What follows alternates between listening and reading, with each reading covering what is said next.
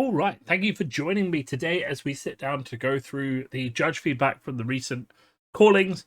I've been hearing a lot of rumors about, let's say, friction in judge calls and, judges making wrong calls and things like that.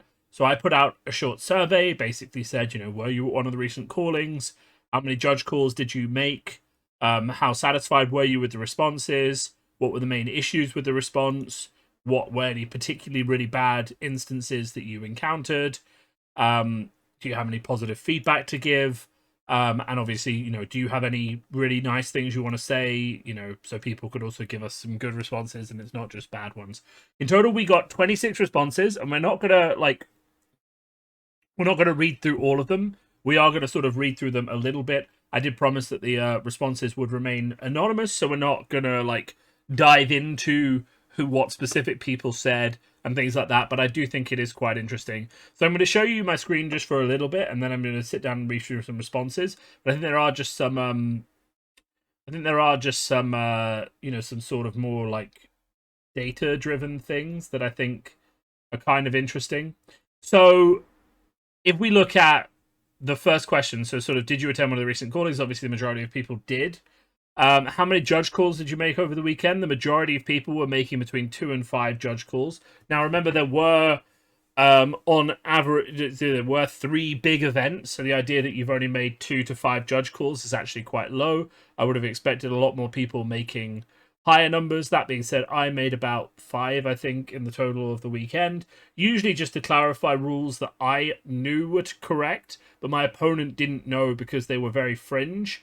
So normally, in that situation where you're a competitive player, you've played the game a lot more than your opponent, you're better with the rules, because I am, for the record, I am a level 1 judge as well. I have that qualification, so I'm in a situation where I know the rules quite well. So then if my opponent doesn't understand, it's good to call a judge and just get them to explain it and clarify that I've made the right answer to my opponent.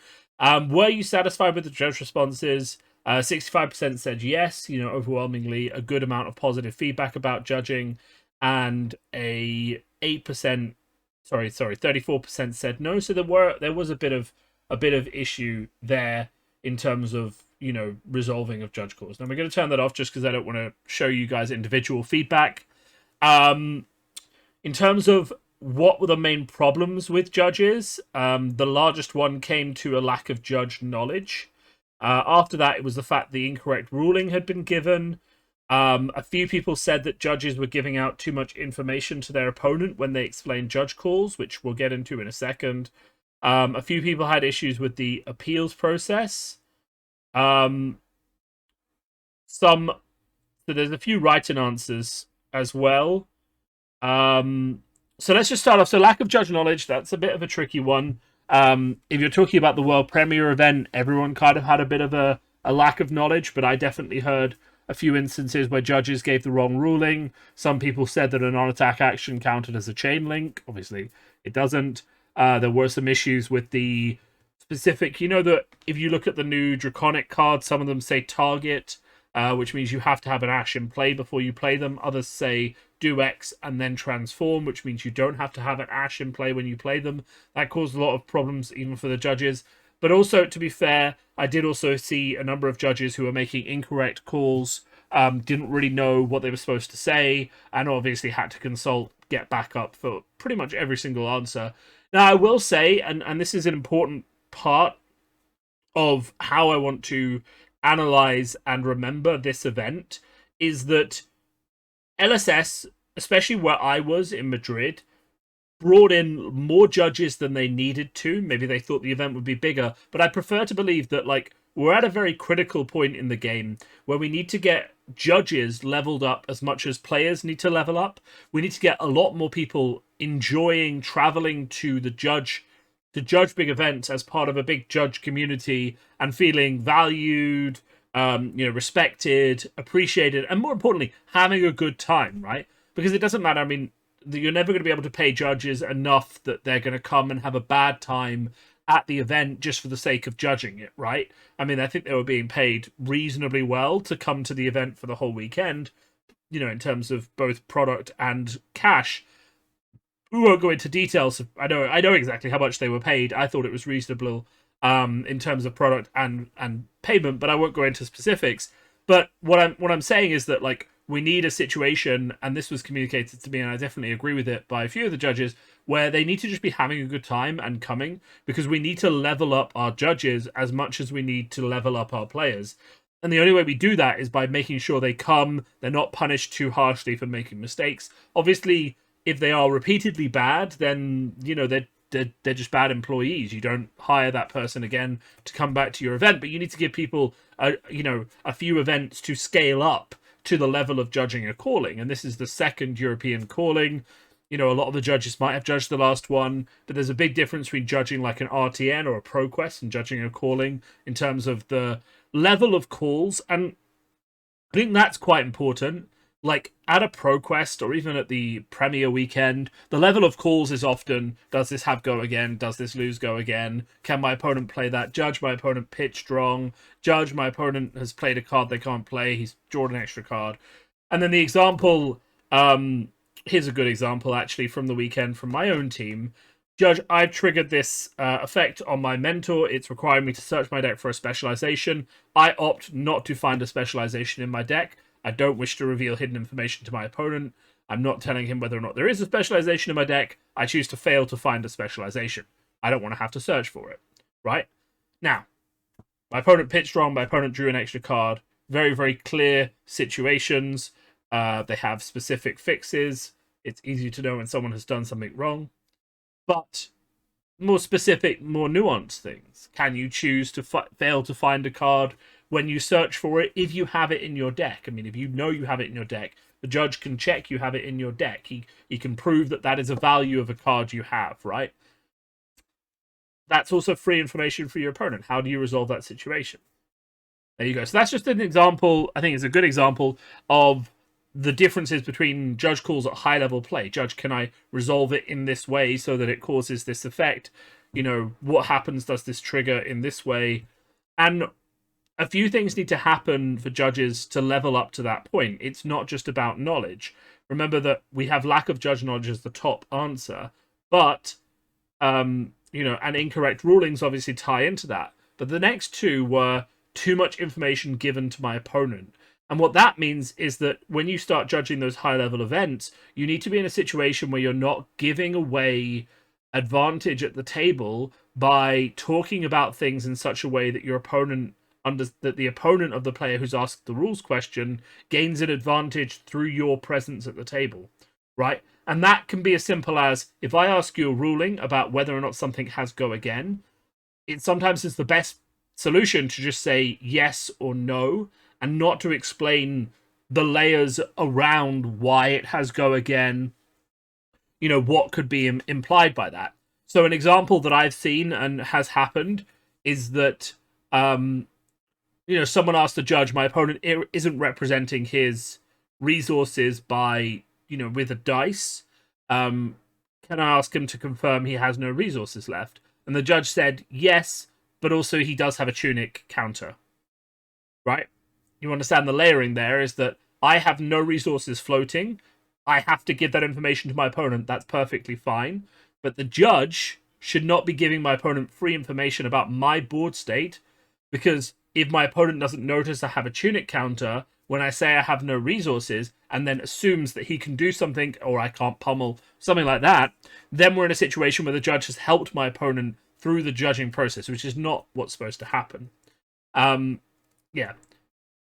And we have, there are other things we're going to talk about. Obviously, we have a lot of specific instances that we want to kind of break down, as well as, of course, the positive feedback. But what I'm going to do, to be honest, is do a lot of the talking about things that went wrong, and then we're going to go into the positive feedback. We're going to end with all the positive feedback, because I really do want to emphasize that 65% of people who answered my survey had a great time and thought the judge calls were great. I've had some of the judges respond to my survey and say they had a fantastic time, and they felt like, and this is important, they felt like Tournament Center was really engaged in making sure that judges improved throughout the weekend. And I saw this myself. There were lots of like judge sessions, judge huddles where they were talking about things that had gone wrong and how to fix them. So I don't want you to think that when I say that these are issues, they're static issues. Everyone is invested in getting judges better in the game, right? And you should be as well. If you're a good player, if you had a bad judge call, being mean or being rude about the judges and saying, oh, judging is terrible, isn't actually where we need to be, because as a community, we only grow to have better judging if we bring our judges with us along the journey towards becoming better at the game. And remember, the majority of judge calls don't even make it to a judge. They're just resolved at the table. I say, oh, I pitch this in the wrong order. My opponent just, you just fix it. I say, oh, actually, I can't play that. I pick it up. My opponent's like, cool. Like, all of this stuff happens. The majority of things are just fixed at the table, right? So let's just read through some of the examples of these. I call them high friction, so I don't want to say they were bad judge calls. Some of them were wrong, but there are definitely some things that we can learn here. So in one instance, so a person has sat down against in an Oldhim mirror, and one of the Oldhims has put out a sledge and a rampart. Now, sledge is a two-handed weapon. Rampart is an offhand shield. You can't actually play with both of those weapons at the same time, so it's an illegal deck. Now, both players didn't notice it until I think it was 15 life to 7. The sledge was doing quite a lot of work, which I think is very important to just be aware of, that the game had gone on for a significant period of time. The judges decided to give a 10-minute extension and an IP4 penalty to the player who played the illegal deck, and let his opponent choose which equipment to destroy. Now, they appealed the ruling because their argument was that the IP penalty doesn't really matter at this stage in the game because of how late the game is and how much of an advantage the opponent has gained from having those two cards, as in the health difference, an 8-point health difference is much higher than the IP penalty. So this is interesting. So basically, what's happening here is several things are happening. I would argue, firstly, we're in a situation where a player has made a critical mistake. They have presented an illegal deck to their opponent, and neither player has noticed it for a long period of time, leading to a drastically influenced game state that is impossible to rewind. Now, it sounds bad, it sounds mean even, but the player who has submitted an incorrect deck list should just get a game loss for that game. He has played the game to such a point that he can't rewind it and gained a significant advantage from it. He should just get a game loss, right, for that game. And, a warning never to do that again, because that's actually quite a big mistake, right? So, but there's something else happened. So they asked for an appeal. The appeal was unsuccessful, but then they went to consult with the head judge afterwards because they were like, what happened in that game? Like, that's ridiculous. The head judge said, actually, that mistake, that ruling was wrong, but obviously it's too late to change it because the match is over and it ended in a draw, right? So, like, this was something that occurred a few times, and it has been flagged that, like, in one of the judge huddles, this was made very clear that what they could do, but I don't know whether or not that resolved the issue, is that the appeals process in Madrid certainly wasn't really hammered down how important it is. And it's very important to understand that if you ask for an appeal, you get the head judge to your table, right? And I know it seems like you're taking up a lot of their time and things like that, and side events don't always have the head judge of a tournament, but whoever the head judge is for your event, you get them to your table, they re-listen to the evidence presented by the two players, and then make a new decision, right? And that's very, very important, right? They don't get the second-hand opinion of your judge relaying it to them. They don't get a conversation away from both of you about how they're going to apply the ruling. They come to your table, they hear you restate what went wrong, and then they issue a new ruling, or they uphold the previous ruling based on the information that you've given them, the way you've presented it, etc. And that part of the process is so important, because obviously the head judge, level 2 judge at callings usually, or higher, is going to know the right ruling, hopefully. And is, you know, them coming and hearing the full situation, not secondhand, means the right ruling is more likely to happen. Now, you can appeal any call. Obviously, if you keep appealing stuff just because you're not happy with what the judge said, the head judge might have a word with you and say, look, you know the judge is giving you the right answer. You need to sort of calm down a bit. But realistically, if you're asking for an appeal, that's fine. There was another incident where Quell was ruled wrong, but that's just a new set. That's fine.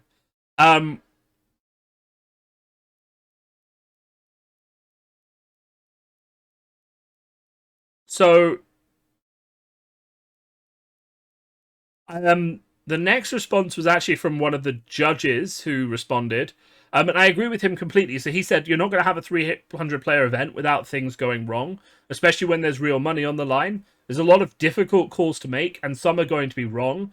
You've just got to hope that they haven't got a huge impact on the tournament and they don't happen again. I mean, I completely agree with that. There's always going to be mistakes. Part of the reason I'm doing this is not, like, as you've gathered by the tone of this video, I'm not here to throw loads of rocks at the judges. I'm here to build a constructive dialogue about things that have gone wrong, and I'm kind of hoping that some of the judges from the event are going to be listening to this and thinking, oh, that sounds like a bad ruling, and learning from the process to understand, like, why appeals are so important, how they can make corrections. So this one is referring to my own team's ruling, where we wanted to search and we were told we had to find a card.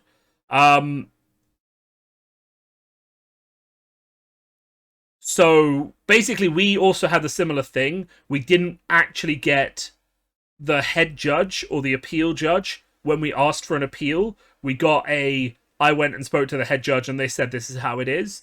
So we actually had the same situation, and it's kind of like that happened a few times where we thought we were correct and the appeal afterwards would have said we were correct, but the appeal process wasn't followed properly. So that's actually a big learning.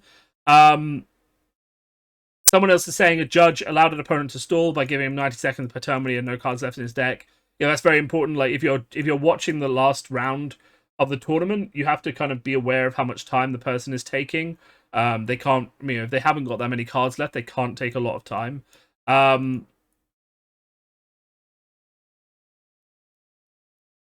Yeah, some people are saying my opponent's messed up with shackles, but it was handled fine. Lots of people are saying they had smooth sailing. What's this one? So I play Levia. I have to sleeve equipment as I play new cards. I forgot to remove a piece of equipment from my graveyard. I drew it during the game and immediately called a judge to resolve the situation. Okay, so the player has noticed something has gone wrong and has called the judge on themselves. It's very important as well for people understanding this who want to clarify, especially if you're new to TCGs, the distinction about calling the judge on a mistake you've made versus waiting for your opponent to discover it and then calling it, and then them calling a judge is huge, right? Self-reported errors always get punished less hard. Well, not always. If they're really big errors, you're still going to get the game loss, the match loss. But self-reported errors get punished much, much more leniently than errors that your opponent calls out on you, right? It's just very important to know. The game rewards you for owning up to mistakes you make, because mistakes do happen. If you draw an extra card by accident, and you haven't done it already in the tournament, it's going to be quickly fixed. You're going to get a warning. If you fail to acknowledge that you've drawn an extra card and your opponent realizes, you're getting DQ'd from the tournament. And that's the level of difference. And that did actually happen during one of the side events that I was playing in. Someone from the UK was playing against someone else. I don't remember the name of the person, but also I wouldn't say it even if I did. The other person, he drew an extra card. The person from the UK realized that he had played a card, pitched a card, and still had 3 cards left in hand. So he played a card from hand, pitched a card from hand, and still had 3 cards left in hand without triggering any card draw. The person from the UK said, how many cards have you got in your hand? The person responded, 2. At which point the player from the UK, because he thought there were more there, said, can you fan them out? The guy did. He had 3 cards, called the judge straight away. And it's not just my opponent has drawn extra cards. It's my opponent has lied to me about drawing extra cards. He said he had 2 when he actually had 3. He also had 3 cards and he had an extra card and didn't call a judge, right? That's a big issue. That player was DQ'd. Now, I will say that one of the pieces of feedback which we should address, is that some of the judges were very indecisive when making harder judge calls and were afraid to apply penalties. That is because they are new judges, but it is something they will slowly get over. But it is important to acknowledge that when you're judging a calling, you kind of do have to be on the stricter side of judging. You can't just let things go. I will say that, and this is important, the new comprehensive rules guidelines draw a distinction between calling day 1 and calling day 2. And that's very, very important for people to acknowledge and feedback on, is that calling day 1, because it's open entry and anyone can show up, doesn't expect as high a standard of rules enforcement as calling day 2. This is very, very important because a lot of new players will go to a calling if it's local to them, if their friends are going, or if you're going for a world premiere event, and they'll sign up to the calling and they just want to have a good time. And if they make mistakes and they're not in the high tables and they're not going to make the cut for day 2 and all these other things, enforcing the rules on them at the hardest level means that they're more likely to have a bad experience than they are if they just got a warning, explain what went wrong, etc., etc., right? That's very important. So calling day 1, calling day 2 will be judged at different rules, and that's a very healthy thing for the game. But there are some things that really just are punished as harshly as possible. If you determine the person has drawn an extra card and is lying about it, and in this instance, you know, I don't want to beat up on you if you're listening to this, but, you know, you were still arguing with the judge that you hadn't drawn an extra card. You obviously wanted to stay in the tournament. There was money on the line, you know, etc., etc. But you had, you know, 3 cards basically played, you know, and 3 cards left in hand, and with no card draw effects, that means you have an extra card. The evidence is pretty clear, but you were still arguing with the judge. And it took the judges, I think, about half an hour to DQ that person, when actually it should have been a much faster ruling, because it was very, very clear from the evidence and the way that he was behaving that something has gone wrong, but he didn't want to acknowledge it, right? Which means it's very, very likely he didn't acknowledge it to his opponent, which means that the whole situation results in quite a quick DQ from the event and a continuation of the tournament. So, going back to Levia, you draw an equipment from your deck. And this is in a side event. Yeah, it was in a side event. Or was it in a calling? It was either day 1 or in a side event. He hasn't specified, but from the way he's explaining it, he didn't do very well in the tournament. So he draws an equipment from his deck, which doesn't actually affect the game state, right? Because you're just drawing up, you draw an equipment, and in the environment that it's in, and the fact that he reported it as well, you know, the rules kind of say it's an IP2. He got an IP4, which was kind of like game loss. You know, but he feels like a warning would have been too much. Can't really decide from a distance whether a warning or IP2 would have been too much. That's up for the judge on the ground. But the player also did forget that he could appeal that decision. And that is something I think is important for players to remember in this instance, is you can appeal pretty much any decision in a tournament. Now, whether you should respect the head judge's time and not do it, that's another story entirely. But you do have the power to appeal pretty much any decision and make sure that people have, you know, the freedom to sort of like make sure you have the correct ruling, right? So it's just important to know, like, if you feel you've been punished too harshly, you can definitely call the head judge and ask them to review the punishment as well, even if you know that the infraction was correct. And you're like, I definitely did this, but I don't know if I deserve that level of punishment. You know, that's an important conversation to have.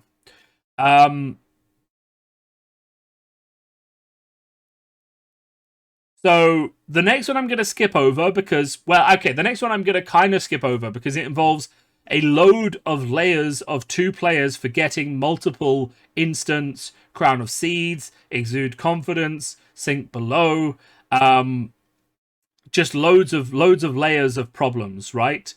And loads of judges need to be called to rewind multiple things. If Exude Confidence is attacking, you cannot trigger Crown of Seeds. You cannot play defense reactions. Don't get people confused that way.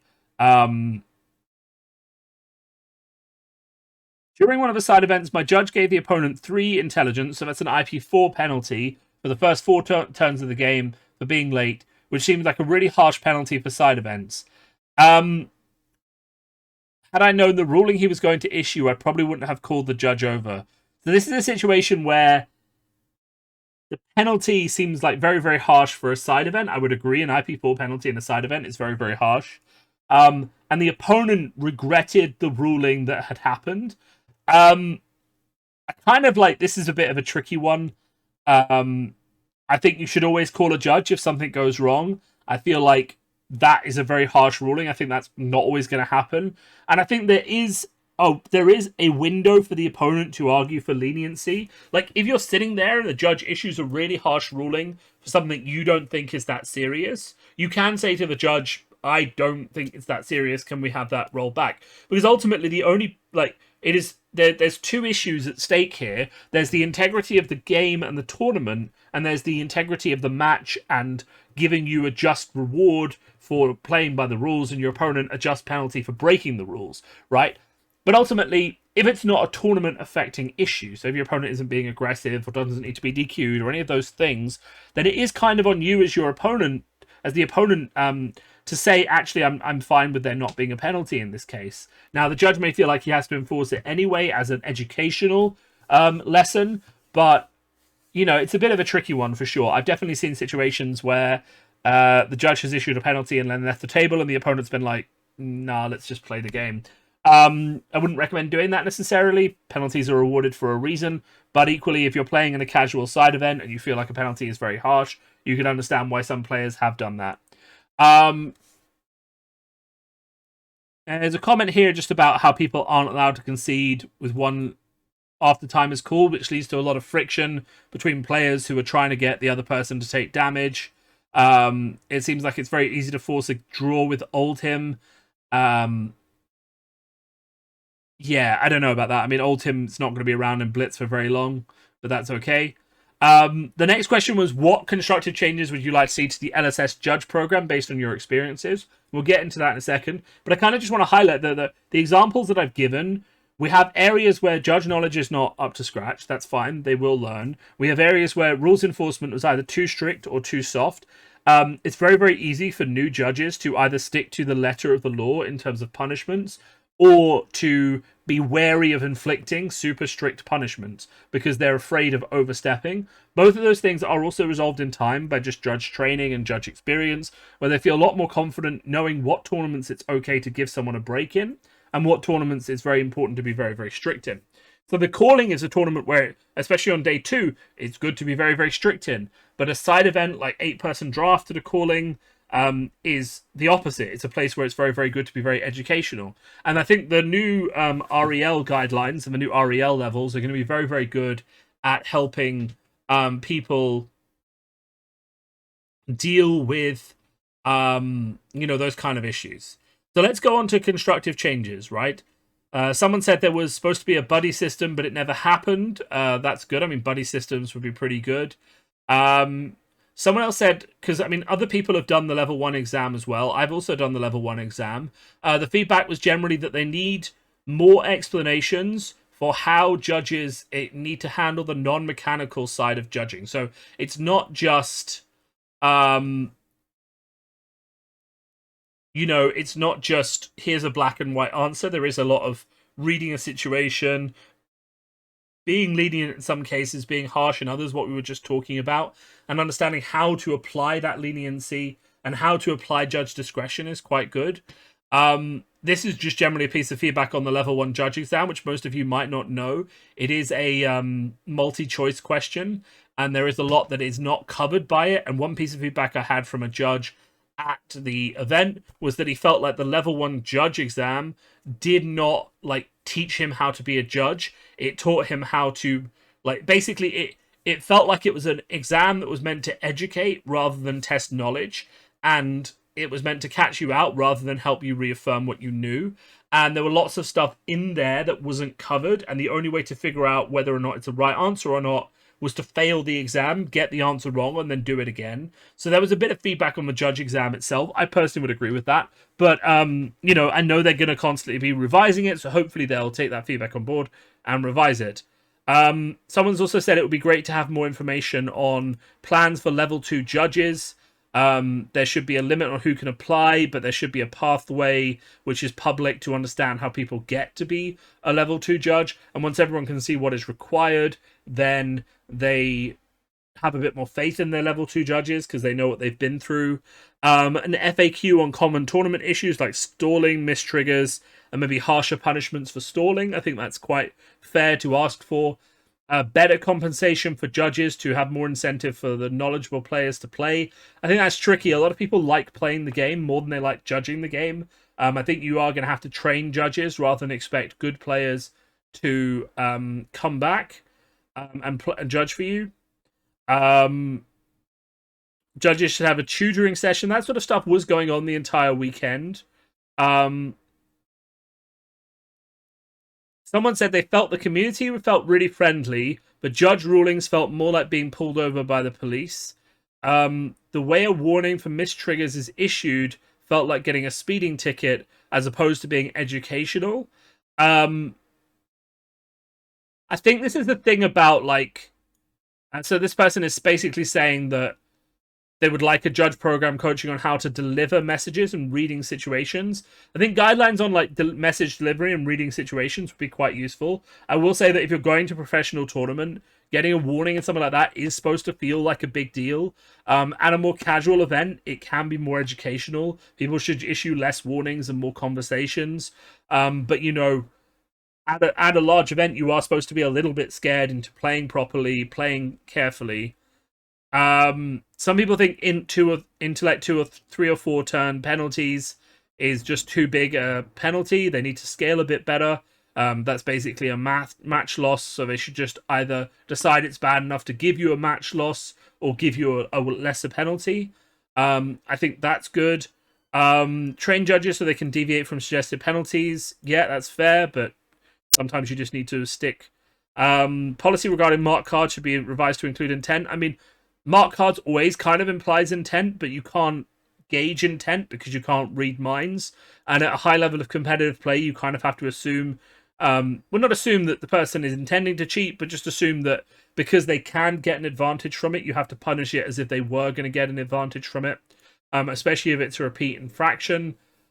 Less bias towards LSS staff teams. I don't believe that. I haven't heard a single judge call, certainly, that favoured the LSS judge teams in Sydney, so I don't know how seriously to take that. As far as I understand it, they are just good players, and they played well, and they knew other good players and played well.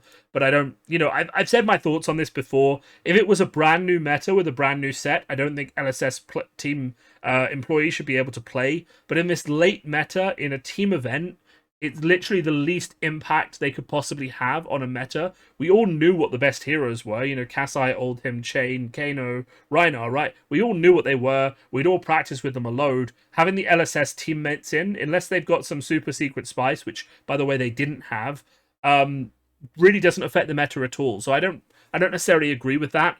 I think I think you have to be very, very careful what events you let people play in. But I think in this case, if you were going to let LSS employees play in one event, a team blitz late in the meta is the perfect time to let them play. So I'm kind of okay with that. And that is the feedback. So we covered negative friction. We called the friction calls, negative feedback, issues with judging. And now we're going to end on the really positive note of what positive judge experience do people want to tell you about. Someone said that most of the judges were just brilliant. I would agree with that. The majority of judges, certainly the events I went to, were brilliant. I think most of the judges made perfectly good calls the entire time and were really helpful and nice. Even during the most frustrating moments, they were very calming and very friendly. I was also impressed by the number of languages they covered. I will say that at the European event, they spoke, I think, at least 4 or 5 languages across the judge team. One of the judges said that, you know, he felt that he got his mechanical rules questions right. He's very confident on mechanics, but not very confident on the punishment repair side of things. He felt like the clarification on exactly what punishments to imply wasn't clear enough. But he always felt there was someone around who could give help, though he was worried that less experienced judges were not so confident to ask for help because they don't want to seem like they don't know what they're doing because they're worried about not being invited back. Always ask for help if you're judging. A second appearance is really good. There was also a bit of feedback that there were just too many judges, but there were enough people looked after, which was good. There definitely were too many judges at Madrid, but again, I think there are reasons for that, both in terms of the size they thought the event would be, and also just the getting those judges involved in judging on the professional circuit, so that we have enough judges for the Pro Tour is very, very important at this stage of the game. There were things like ruling drills, and there were things like judge huddles and things, which is good. Overall, judges were very responsive and knew the game rules fairly well. Every time I asked for a judge or my opponent did, it was a good experience. They were polite and took time explaining the ruling to both players. The judges did very well. That was from Madrid. My opponent made an illegal play using an ability he was unable to use. This caused him to draw a card. We then had to rewind the play, put the card back. I chose to put it on the bottom of his deck. The judges took the time to deliberate on what to do, but also gave us extra time to finish the game. Since round time had expired, it was quite a good interaction. Judges were kind and helpful to the best of their knowledge and abilities. All judges I dealt with were patient, respectful, and calm. None of them made any haphazard rulings, and they double-checked everything, as well as giving out extensions. There were loads of judges around. All of the calls were perfect. Okay, that doesn't belong in this section. That belongs in the feedback section. We're not bringing any of the negativity into this. All the judges were great. They answered calls promptly and got things right most of the time. Judges were helpful when I lost something. They calmed me down and helped me find it. The vibe was very conducive to having a good time. Judges were very helpful at seeking resolution rather than being allowed to use judge calls as a weapon to get things over their opponents.